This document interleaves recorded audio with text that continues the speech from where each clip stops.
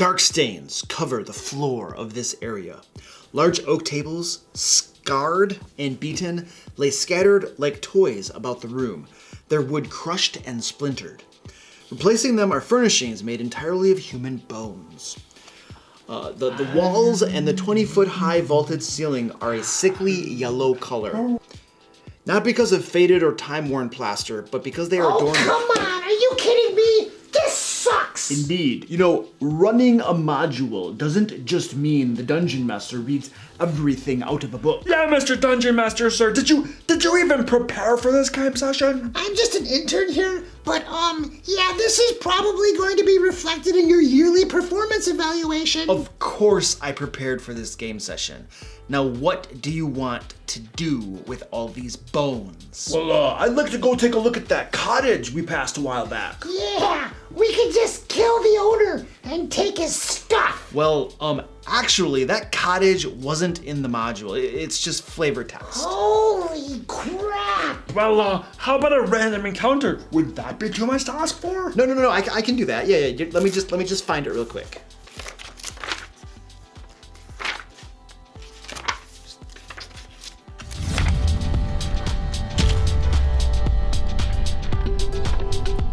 Welcome to the DM Lair. I'm Lucar, and I've been a Dungeon Master since high school. On this channel, I give practical Dungeon Master advice that you can implement at your game table. Today in the Lair, we'll be talking about how to run a published D&D module or pre-made adventure. In fact, to make this wonderful little list video, because we all know how tantalizing they are, I have assembled 12 tips for you. And number 7 will shock you. Wait, what is number 7? Well, number 7 is good, but it's mostly just filler to make the list longer. However, number 11 is actually very important. By the way, if you have any questions about this topic or anything else Dungeon Master or D&D related, I have live streams over on my Twitch channel most Wednesdays and here on YouTube every Friday. The streams generally start around 6 p.m. Eastern US time, and a link to my Twitch channel is conveniently placed below. Now, a quick note before I start listing off these tips. For me, the golden rule for preparing to run a module is that I'm trying to reach a point where I can refer to the text in the module as little as possible. I reach this point through a combination of preparation and willingness to deviate from the script. And allow me to be blunt, it is boring as crap when the players have to wait for the Dungeon Master to flip through pages of a module to find something, read about it, and then run it. Like, either prepare appropriately, be willing to wing it, or don't run a module. But preparation is key. If you don't want to have to prepare for your games and you just want to pull stuff out of your butt, modules and pre-made adventures are probably not for you. That said, I've found that modules take far less time for me to prepare than when I create my own homebrew adventures. Number 1, you don't have to read the whole module. Well, I am so sick of finding online advice where people are like, the first thing you need to do is read the entire module from cover to cover. Yeah, genius. You want to read this entire thing from cover to cover? You think you're going to remember all the details? And if I'm only reading it to get the main idea of the module, well, last I checked, most modules have introductions at the very beginning that explain that. So do not feel like you need to read the entire module. If you do have time and you want to, it won't hurt anything. And doing so might have some value, but it's certainly not a requirement. However, what you do want to read through is the next adventure in the module that the heroes will go on. Are they going into level 4 of the module? Well, of course you want to read through that level. And many of my remaining tips are going to deal with what exactly you want to do when you read through and prepare for that adventure the players are about to do. Now, the caveat to this is open world sandbox modules like Curse of Strahd. I'm planning to run this for my Sword Coast Guard group right now, and I am trying to read through the entire module because it is very sandboxy. And having at least read it and having a general idea of everything in it will help me react when my players go somewhere my plot hooks are not guiding them. Number 2, print off the map and make notes on it. I have found that one of the most important parts of preparing a module is this: having a physical copy of the map in front of me with important notes on it about the rooms in a dungeon or wherever they are going is clutch. I make 3 types of notes on the map. which creatures are in each area and how many, the name or purpose of each area, kitchen, barracks, throne room, etc., and the names of important NPCs in the adventure. If I've read through the adventure and I have those notes on a map, I've found that I can run it fairly well without referring to the text too much. Number 3. Print off the adventure and use highlighters to mark important parts. Now, when you do refer to the text of the adventure, it's really difficult if you're staring at a massive wall of text.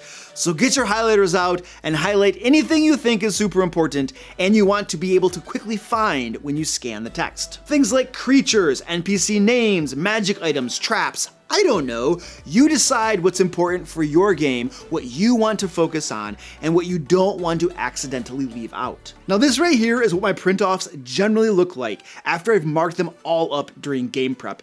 And this right here is what my maps generally look like. You can see that I have got marked up the monsters, the different rooms, NPCs that are important up here. Number 4, prepare to roleplay important NPCs.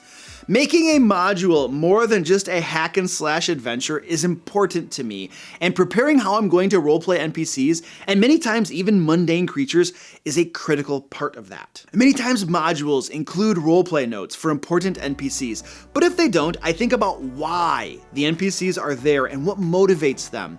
What are their goals? Do I have a basic physical description of them? How will they react to the players when they show up? Am I going to use special voices for them? Number 5, study monster stat blocks. Guys, don't skimp on this step. Know what the creatures can do. Take a look at their spell lists and think through which spells you'll have them cast first, or change their spell lists if they totally suck, or you just want to tweak them to fit your style of campaign or reinforce a theme you're going for. One thing that can kill pacing in a game and provoke your players to whip out their phones and start building dice towers is the Dungeon Master taking too long on their turn trying to figure out what the enemies are going to do. So please, try to spare your players that experience. Oh crap, now I gotta start all over again. Number 6, plan enemy tactics.